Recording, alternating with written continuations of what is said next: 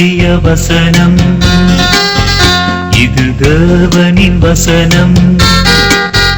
நாம் சோர்ந்து போகையில் கரம் கொடுக்கும் நம் தேவனின் வசனம், நம் தேவனின் வசனம்.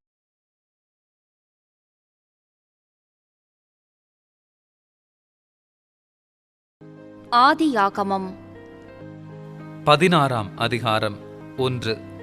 ஆபிராமுடைய மனைவியாகிய சாராய்க்கு பிள்ளை இல்லாதிருந்தது. எகிப்து தேசத்தாளாகிய ஆகார் எனும் பேர் கொண்ட ஒரு அடிமை பெண் அவளுக்கு இருந்தாள். 2. சாராய் ஆபிராமை நோக்கி, நான் பிள்ளை பெறாதபடிக்கு கர்த்தர் என் கர்ப்பத்தை அடைத்திருக்கிறார். என் அடிமை பெண்ணோடே சேரும், ஒருவேளை அவளால் என் வீடு கட்டப்படும் என்றாள்.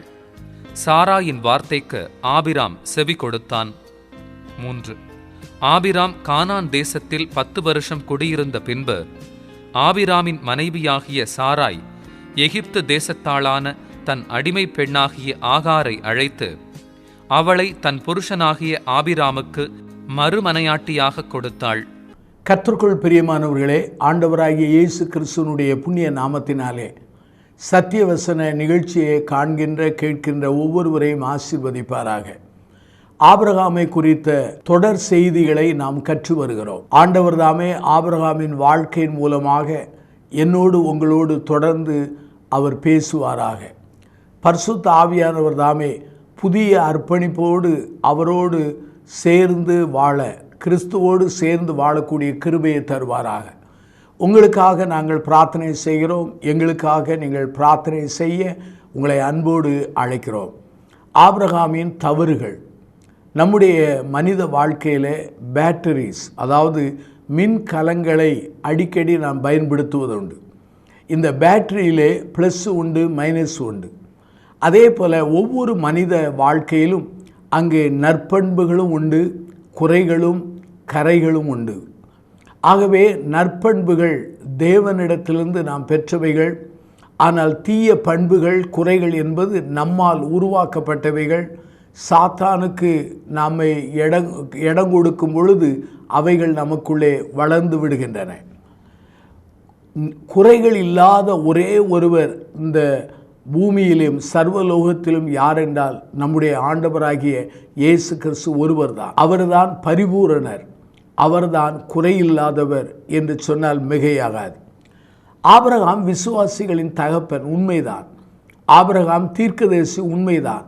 ஆபிரகாம் தேவனுடைய சிநேகிதன், உண்மைதான். ஆனாலும் அவனுடைய வாழ்க்கையிலே குறைகள் காணப்பட்டது. ஏனென்றால் அவன் மனிதன். அதே சமயத்தில் அவனுடைய வாழ்க்கையிலும் சில பலவீனங்கள் காணப்பட்டது. இன்றைக்கு தலைவர்கள், ஆன்மீக வழிகாட்டிகள், இப்படிப்பட்ட மக்களுடைய வாழ்விலும் கூட குறைகள் காணப்பட வாய்ப்புகள் காணப்படுகிறது. ஆபிரகாமனுடைய வாழ்க்கையின் அந்த படிப்பினைகள் நம்முடைய விசுவாச வாழ்வுக்கு வளர்ச்சிக்கு ஊன்றுகோலாக காணப்படுகின்றன. அதே சமயத்தில் ஆபிரகாமின் குறைகள் நமக்கு எச்சரிப்புகளாக காணப்படுகின்றன. ஆபிரகாமின் குறைகள், தவறுகள், தடுமாற்றங்கள், தடங்கள் எல்லாம் நாம் கற்றுக்கொள்ள அழைக்கப்படுகிறோம்.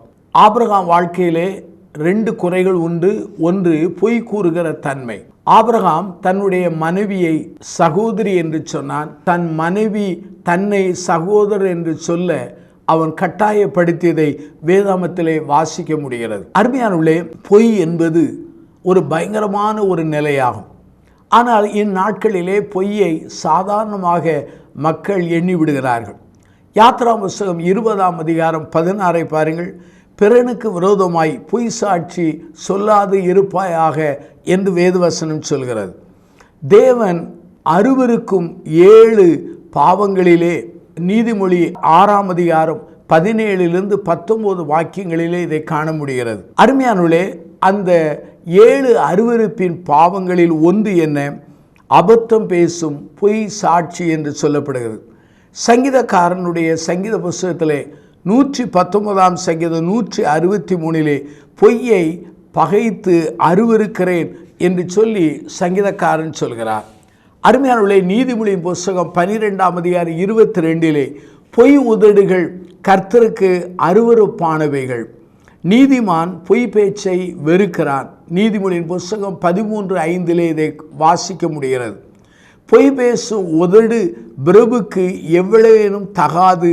நீதிமொழியின் புஸ்தகம் 17:7 இதை காண முடிகிறது. ஓசியா 11 12 வாக்கியத்தை வாசித்தால், எப்ராயிமர் பொய்களினாலும் இஸ்ரவேல் வம்சத்தார் வஞ்சகத்தினாலும் என்னை சூழ்ந்து கொண்டு இருக்கிறார்கள் என்று வேதவசனத்தில் வாசிக்க முடிகிறது. செப்பனியா 3:13 இஸ்ரவேலில் மீதியானவர்கள் அநியாயம் செய்வதும் இல்லை, அவர்கள் பொய் பேசுவதும் இல்லை, வஞ்சகம் அவர்கள் வாயிலே கண்டுபிடிக்கப்படுவதும் இல்லை என்று வேதவசனத்தில் வாசிக்கிறோம்.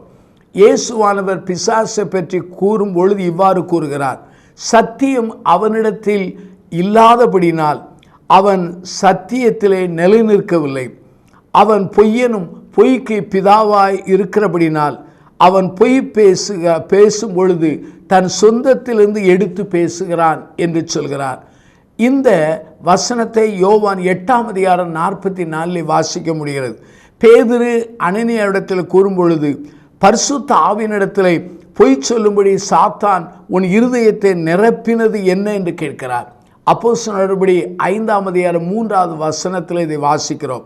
கொலோசியர் 3:9 ஒருவருக்கொருவர் பொய் சொல்லாதிருங்கள் என்று சொல்லப்படுகிறது. 1 தீமோத்தேயு புஸ்தகம் 4 2-3 வாசித்து பாருங்கள். பொய்யர்கள் கட்டளையிடுகிறதாவது விவாகம் பண்ணாதபடியும் தேவன் படைத்த போஜன பதார்த்தங்களை விலக்க வேண்டும் என்று பொய்யர்கள் கட்டளையிடுவார்கள். வெளிப்படுத்தல் 22:15 வாக்கியத்திலும் பொய் பேசுகளை குறித்து வேதவசனம் சொல்கிறது. அருமையான என் சகோதர சகோதரிகளே, ஆபிரகாம் ஒரு விசுவாசியாக இருந்தாலும், விசுவாசிகளுக்கு தகப்பனாக இருந்தாலும், அவன் தன் மனைவியை சகோதரி என்று சொன்னான். அவனுடைய மனைவியும் அவனை சகோதரன் என்று சொன்னார். பொய் சொன்னது மாத்திரமல்ல, பொய் சொல்ல பலரை தூண்டின மனிதனாக ஆபிரகாம் காணப்படுகிறார். ஆபிரகாமே பொய் சொன்னான். அப்படியானால் நான் பொய் சொன்னால் என்ன என்று சொல்லி உங்களை திருப்திப்படுத்துவது நல்ல காரியமல்ல. அருமையானவர்களே, இங்கே வேத வசனத்திலே ஆபிரகாமினுடைய குறை என்ன? பொய் சொல்லுகிற விளைவாகும். எகிப்திலே அங்கே பார்வோனுக்கு முன்பாக அவன் பொய் சொன்னான் என்பதை ஆதியாகமம் 12:16 வாக்கியத்திலே நாம் காண முடிகிறது. இந்த ஆபிரகாம் பொய் சொன்னதின் விளைவுகள் என்ன? அங்கே ஆதியாகமம் 12:16 சொல்கிறது, சாராள் நிமித்தம் அவன் ஆபிரகாமுக்கு தயை பாராட்டினான். அவனுக்கு ஆடுகளும் கழுதைகளும் வேலைக்காரர்களும் வேலைக்காரிகளும் கோழிகை கழுதுகளும் ஒட்டங்களும் கிடைத்தது. பொய்யின் விளைவு என்ன? பொருளாதார செழிப்பு தான். இருப்பினும் ஆன்மீக வாழ்க்கையிலே கரைப்பட்டவனாய் காணப்பட்டான். அவனுடைய வீழ்ச்சியை ஆண்டவர் திருமறையிலே எழுதி வைத்திருக்கிறார். ஏனென்றால் நமக்கு எச்சரிப்பாக காணப்படும்படியாக. அருமையான என் சகோதர சகோதரிகளே, பொய்யினுடைய விளைவு என்ன? ஆதியாகமம் 12:2 வாக்கியத்தை பாருங்கள். நீ ஆசீர்வாதமாய் இருப்பாய் என்று ஆபிரகாம் கொடுக்கப்பட்ட ஆசீர்வாதம். ஆனால் இதே ஆபிரகாமின் பொய்யின் நிமித்தம் அங்கே பார்வோனுடைய வீட்டாருக்கு வாதை ஏற்பட்டது. ஆபிரகாமுடைய மனைவியாகிய சாராள் நிமித்தம் கர்த்தர் பார்வோனையும் அவன் வீட்டாரையும் மகா வாதைகளினால் வாதித்தார். ஆகவே ஆசீர்வாதமாய் இருக்கப்பட்ட மனிதன் இப்பொழுது அநேகருக்கு வாதைகளை உருவாக்குற மனிதனாய் காணப்பட்டார். பொய் பேசின ஆபிரகாமையும் சாராளையும் பார்வோனும் அவனுடைய மக்களாய் எகிப்தியர்கள் ஏற்றுக்கொள்ளவில்லை. இவர்களை ஏற்றுக்கொள்ளவில்லை என்றால் ஆண்டவர் எப்படி ஏற்றுக்கொள்வார்? சிந்திக்க நீங்கள் அழைக்கப்படுகிறீர்கள். அருமையானவர்களே, இந்த பொய்க்கு காரணங்கள் எவைகள்? அதை நான் சொல்ல விரும்புகிறேன். தேவ பயத்தை காட்டிலும் ஆபிரகாம் மனித பயத்துக்கு முக்கியத்துவம் கொடுத்தார். அருமையானவர்களே, வானத்தையும் பூமியும் மனுமக்களை படைத்தவர் ஆண்டவர்தான். ஆண்டவருக்கு தெரியாமல் தன் வாழ்க்கையில் எது நடைபெறாது என்கிற விசுவாசம் உள்ள மனிதன் இப்பொழுது ஆண்டவர் மேல் உள்ள பயத்தை காட்டிலும் மனித பயத்துக்கு அவன் இடம் கொடுத்தார். நீதிமொழியின் புஸ்தகம் 29:25 பாருங்கள். மனிதனுக்கு பயப்படுகிற பயம் கண்ணிகளை உருவாக்கும் என்று சொல்லப்படுகிறது. மனித பயத்தினாலே பொய்யை உண்மையாக்குகிறோம், உண்மையை நாம் பொய்யாக்கி விடுகிறோம். புரளிகளை பரப்பி விடுகிறோம், வதந்திகளை நாம் வளர்க்க ஆரம்பித்து விடுகிறோம். அருமையானவர்களே, இந்த பொய்யானது இன்றைக்கு என்றைக்கு நிலைத்திராது, சத்தியமே நிலைத்திருக்கும் என்பது மாறாத உண்மையாகும். பொய் என்றால் என்ன? மிகைப்படுத்தி கூறுவது பொய்யாகும். தான் எழுதாததை தான் எழுதியதாக சொல்வது பொய்யாகும். தான் கூறாததை தான் கூறியதாக சொல்வது ஒரு பொய்யாகும். கர்த்தர் வெளிப்படுத்தாத ஒன்றை ஆண்டவர் எனக்கு வெளிப்படுத்தினார் என்று சொல்வதும் கூட ஒரு விதமான ஒரு பொய்யாய் அது காணப்படுகிறது. பொய்யிலே சிலர் ஒயிட் லை என்று சொல்வார்கள், அதாவது வெள்ளை பொய் என்று சொல்வார்கள். வெள்ளை பொய் என்றால் என்ன? நீங்கள் சிந்திக்க அழைக்கப்படுகிறீர்கள். நீங்கள் ஏன் என்னுடைய திருமணத்துக்கு வரவில்லை என்று சொன்னால் அவர்கள் சொல்கிற பதில் என்ன? அவர்கள் வர விருப்பமில்லை, ஆனால் அந்த பதிலை சொல்ல மாட்டார்கள். எனக்கு இன்னொரு பணி இருந்தது என்று பொய் சொல்வார்கள். பிறரை துன்பப்படுத்தாமல் வேதனைப்படுத்தாமல் சொல்லுகிற ஒரு பதிலே வெள்ளை பொய் என்று ஒருவர் எழுதுகிறார். அருமையானவர்களே, நாம் நம்மை காப்பாற்ற பொய் சொல்கிறோம், நாம் பிறரை காப்பாற்ற பொய் சொல்கிறோம், நம்முடைய வீழ்ச்சியை மறைக்க பொய் சொல்லிவிடுகிறோம், நம்முடைய கௌரவத்தை பேணுவதற்கு பொய் சொல்லிவிடுகிறோம். ஆனால் பொய் தான் என்பதை நாம் மறந்து விடக்கூடாது. ஆபிரகாம் வாழ்க்கையிலே இந்த பொய்யானது திருமறையிலே அது அவனுடைய கரையாக அங்கு எழுதப்பட்டிருக்கிறது. அருமையானவர்களே, இந்த ஆபிரகாமின் பொய்யின் மூலமாக பல எச்சரிப்புகள் தரப்பட்டிருக்கிறது. ஆதியாகமம் 20ஆம் அதிகாரம் 1-18 வாசித்து பாருங்கள். கேராருக்கு ஆபிரகாம் போகிறான். அங்கேயும் ஆபிரகாம் தன்னுடைய மனைவியை சகோதரி என்று சொல்கிறான். அதே சமயத்தில் சாராளும் ஆபிரகாமை சகோதரன் என்று சொல்கிறார். அந்த சமயத்தில் அந்த அபிமெலேக்கு ராஜா சாராயை தன் அரண்மனைக்கு கொண்டு வந்து விடுகிறான். ஆண்டவர் சொப்பனத்திலே அபிமெலேக்கு எச்சரிக்கிறார். அவன் ஒரு தீர்க்கதரிசி. அந்த பெண் அவன் இன்னொருவனுடைய மனைவி, அவளை தொடாதே என்று சொல்கிறார். அந்த மனிதன் தீர்க்கதரிசி உனக்காக வேண்டுதல் செய்வான், அவளை அனுப்பிவிடு, அனுப்பி விடாவிட்டால் நீ செத்தாய் என்று சொல்கிறார். அருமையானவர்களே, இந்த இடத்திலே நாம் சிந்திக்க நாம் அழைக்கப்படுகிறோம். ஆபிரகாமனுடைய வாழ்க்கையிலே அங்கே மனித பயத்தினாலே அந்த பொய்யை மறுபடி சொல்கிறார். எகிப்திலே சொன்னான், இப்போது அங்கே கேராரிலும் அவன் சொல்ல ஆரம்பிக்கிறான். அங்கே ஆதியாகமம் புத்தகம் 20ஆம் அதிகாரம் 12 பாருங்கள். அவன் சொல்லுகிற ஒரு காரியம் என்ன? இங்கு தெய்வ பயம் இல்லை என்று நான் பயந்ததினால் இப்படி சொன்னேன் என்று சொல்கிறார். அதே சமயத்தில் ஆதியாகமம் 20:12 அவள் என் சகோதரி என்பது மெய்தான், அவள் என் தகப்பனுக்கு குமாரத்தி, என் தாய்க்கு குமாரத்தி அல்ல, அவள் எனக்கு மனைவி என்று சொல்கிறார். அவன் சொன்ன அந்த செய்தியிலே பாதி உண்மை பாதி பொய்யா காணப்பட்டது. ஆபிரகாமின் பொய்யானது ரிப்பீட்டட் லை என்று சொல்லலாம். அங்கு எகிப்திலே சொன்னான், இப்போது அபிமெலேக்கு சொல்கிறான். அவன் சொன்ன பொய்யானது ஒரு பாதி உண்மை பாதி பொய்யாக அது காணப்பட்டது. அருமையானவர்களே, நம்முடைய வாழ்க்கையிலே இந்த பழக்கம் எப்படி இருக்கிறது என்பதை நாம் சிந்திக்க அழைக்கப்படுகிறோம். ஆகவே மிகவும் எச்சரிக்கையாக இருக்க அழைக்கப்படுகிறோம். நம்முடைய ஆண்டவருக்கு பேர் உண்மை உள்ளவர். அவருடைய வாயிலிருந்து வருகிற வார்த்தையெல்லாம் உண்மை உள்ளவைகள். உண்மை உள்ளவரை ஏற்றுக்கொண்ட என் வாழ்க்கையிலே உங்கள் வாழ்க்கையிலே பொய்யிலிருந்து நாம் விடுதலை பெற்றோமா என்பதை நாம் சிந்திக்க அழைக்கப்படுகிறோம். ஆனால் இந்த ஆபிரகாமின் பொய்யினாலே வாதை ஏற்பட்டது.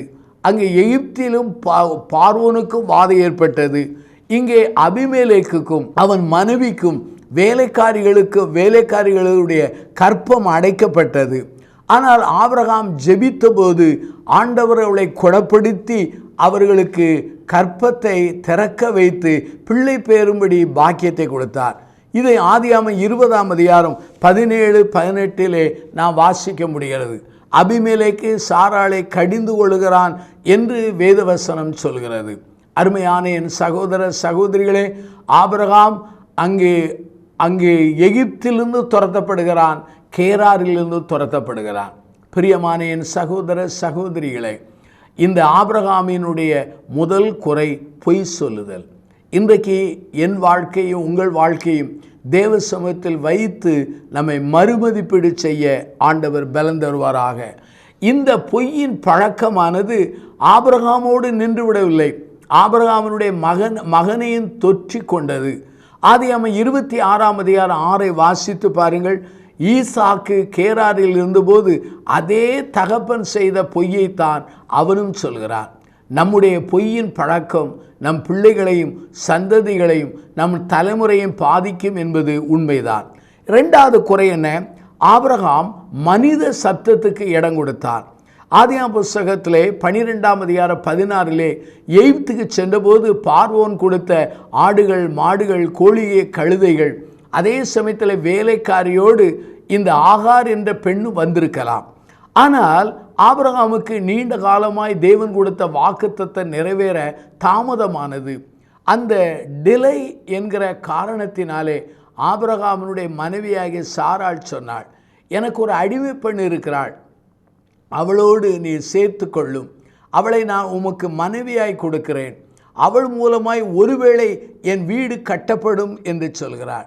பாருங்கள், காரணம் என்ன? அங்கே 10 வருடங்கள் கானானிலே குடியிருந்தார்கள். அந்த கானானுடைய பழக்கம் என்ன? ஒருவனுக்கு தன் மனைவி மூலமாய் பிள்ளை இல்லை என்றால் வேலைக்காரிகளை அவர்கள் சேர்த்து கொள்வது மரபாக இருந்தது. அந்த கலாச்சாரம் ஆபிரகாமையும் சாராளையும் தொற்றி கொண்டது. இது எவ்வளவு எச்சரிப்பான ஒரு காரியம் பாருங்கள். அநேக சமயங்களிலே ஆண்டவர் கொடுக்கிற வாக்குத்தத்தங்கள் நிறைவேற காலம் தாமதமாகும் பொழுது நாம் மனித முடிவெடுக்கிறோம். நம்முடைய வாழ்க்கையிலே அநேக முடிவெடுக்கும் போது நல்ல முடிவுகளாகவும் சில சமயம் காணப்படுகிறது, அது தீய ஒரு முடிவுகளாகவும் காணப்பட வாய்ப்புகள் இருக்கிறது. இங்கே ஆபிரகாம் சாராளுடைய வார்த்தைக்கு அவன் செவி கொடுத்தான். இந்த சமயத்தில் முதல் காரியம் என்ன? ஆபிரகாம் தேவ திட்டத்தை காட்டிலும் மனித ஆசைகளுக்கும் உணர்வுகளுக்கும் விருப்பங்களுக்கும் முதல் இடம் கொடுத்தார். பிரியமான சகோதர சகோதரிகளே, தேவ திட்டமே முக்கியமே தவிர மனித விருப்பங்கள் திட்டங்கள் முக்கியம் அல்ல. கலாத்தியர் 4:23 வருகிறது, ஆகார் மூலமாய் பெற்ற அந்த குமாரன் மாம்சத்திலே பெற்றவன் என்று சொல்லப்படுகிறது. அதாவது நம்முடைய உடல் சம்பந்தமான அல்லது உலக சம்பந்தமான டிசையரால் ஏற்பட்டது. இதிலே நாம் விழிப்பாக இருக்கோம். தேவ சித்தமா உலக ஆசையா என்றால் தேவ சித்தத்துக்கு இடம் கொடுக்க வேண்டும். ஆபிரகாம் இதிலே தடுமாறி போனான். இரண்டாவதாக, வேத வசனத்துக்கு ஒருவேளை விரோதமாய் காணப்படுகிற எவைகளுக்கு நாம் ஒத்து போகக்கூடாது. ஆபிரகாமுக்கு ஆண்டவர் ஒரு ஈசாக்கை தருவேன் என்று வாக்கு கொடுத்திருந்தார். ஆனால் இந்த சமயத்தில் காலம் தாமதமானதினாலே இவள் தேவ சித்தத்தை காட்டிலும் ஆபிரகாமும் சாராளும் அவர்கள் உலக சித்தத்துக்கு இடம் கொடுத்தார்கள். இது ஒரு ஆபத்தான ஒரு காரியமாகும். அங்கே ஆகாரை சேர்ந்து கொண்டான் ஆபிரகாம். ஆகார் கர்ப்பவதியானாள். உடனே தன் எஜமானியாகிய சாராளை அற்பமாய் எண்ணுகிறாள். உடனே சாராள் சொல்லுகிறாள், இதோ அவளுக்கும் எனக்கு இடையிலே கர்த்தர் நடு நின்று நியாயம் தீர்ப்பாராக என்று சொன்னாள். இந்த இடத்திலே சாராள் தன்னுடைய பிரச்சனையை தானே இழுத்து கொண்டாள். ஆனால் பழிகளை இங்கு ஆண்டவர் மேலேயும் அதே சமயத்தில் ஆபிரகாம் மேலேயும் போடுகிறார். நம்முடைய வாழ்க்கையிலே முதிர்ச்சியற்ற தன்மையினுடைய விளைவு என்ன தெரியுமா? பிறர் மேலே குற்றம் சுமத்துகிற தன்மையாகும். இந்த இடத்துல ஆபிரகாமுடைய மனைவியாகிய சாராள் ஆகாரை கடூரமாய் நடத்துகிறாள். கடூரமாய் நடத்தும் பொழுது அந்த நடந்து கொண்ட ஒரு காரியம் என்ன? அவள் ஓடி விடுகிறாள். வேதவசனம் பாருங்கள், அங்கே தெளிவாய் சொல்கிற ஒரு காரியம் என்ன? அவள் உன் கையிலே இருக்கிறாள், உனக்கு விருப்பப்படி செய் என்று சொல்லி ஆபிரகாம் சாராளுக்கு சொல்கிறாள். இந்த சமயத்தில் ஆபிரகாம் தான் குடும்ப தலைவன், ஆபிரகாம் தான் கோத்திர தலைவன். இந்த சாராளுக்கும் ஆகாருக்கு இடையில் உள்ள பிரச்சனையை அவன் கையாண்டு அந்த பிரச்சனையை தீர்த்திருக்க வேண்டும். ஆனால் அந்த பிரச்சனையிலே அவன் தலையிடாதபடி முழு பொறுப்பையும் சாராளுக்கு விட்டு கொடுக்கிறான். தன்னுடைய பொறுப்புகளை கடமைகளை தவறவிட்ட மனிதனாய் காணப்பட்டான். இத்தனைக்கு காரணம் என்ன? அவன் மனித அழுத்தங்களுக்கு இடம் கொடுத்தான். அருமையானவர்களே, இந்த செய்தியை கேட்டுக்கொண்டிருக்கிற சகோதர சகோதரிகளே, ஆபிரகாமின் குறை என்ன? ஒன்று, பொய் சொன்னான். இரண்டாவது, மனித அழுத்தங்களுக்கு இடம் கொடுத்து தடுமாறி போனார். இதனுடைய விளைவு என்ன தெரியுமா? ஆகார் மூலமாய் பெற்ற அந்த மகனுக்கு இஸ்மவேல் என்று பெயரிட்டார்கள். அந்த மனிதனுக்கு ஆண்டவர் சொல்கிற வார்த்தை என்ன? அவன் துஷ்ட மனிதனாயிருப்பான், அவன் சகோதரர்களுக்கு விரோதமாயிருப்பான், அவன் தன் சகோதரனுக்கு விரோதமாய் கூடாரம் போடுவான் என்று சொல்லி வேதவசனம் சொல்கிறது. இதை ஆதியாகமம் 16:12 வாசிக்க முடிகிறது. இந்த இஸ்மவேல் வழியாகத்தான் அரேபியர்கள் எழும்பினார்கள் என்று வரலாற்று செய்தி சொல்கிறது. இன்றைக்கி அநேக போராட்டங்களுக்கு ஆபிரகாமின் தடுமாற்றம் ஒரு அஸ்திபாரமாக காணப்பட்டது. அருமையான என் சகோதர சகோதரிகளே, ஆபிரகாமின் 2 குறைகள். முதல் குறை பொய் சொல்லுதல், இரண்டாவது மனித அழுத்தங்களுக்கு இடம் கொடுத்தல். இன்றைக்கு நம் வாழ்க்கையை மறுமதிப்பீடு செய்வோம். என் வாழ்க்கையிலே, உங்கள் வாழ்க்கையிலே இந்த காரியங்கள் காணப்படுகிறதா? மனம் திரும்புவோம், அர்ப்பணிப்போம், புதுப்பிப்போம். இந்த 2 தன்மையிலிருந்து வெளியே வர ஆவியானவர் உதவி செய்வாராக. கண்களை மூடி நாம் பிரார்த்தனை செய்வோம். ஜீவனுள்ள பிதாவே, இந்த நல்ல நாளுக்காக நாங்கள் நன்றி சொல்கிறோம். ஆண்டவரே, ஆபிரகாமின் குறைகள் எங்கள் வாழ்விலும் உண்டு என்பதை நாங்கள் அத்தனை பேரும் ஒத்துக்கொள்கிறோம். பொய்களை எடுத்து போடும், வெள்ளை பொய்களை எடுத்து போடும். ஆண்டவரே, பாதி பொய்களை எடுத்து போடும். பொய் தான் என்பதை உணர்கிற மனசாட்சியை தாரும். பிறருடைய அழுத்தங்களுக்கு இடம் கொடுத்து விடாதபடி எங்களை பாதுகாத்து கொள்ளும். தேவ திட்டத்திற்கு எங்களை அர்ப்பணிக்க பலந்தாரும். இந்த செய்தியை கேட்டு அர்ப்பணித்த மக்களை ஆசீர்வதியும். இயேசுவின் மூலம் ஜெபிக்கிறோம் ஜீவனுள்ள பிதாவே.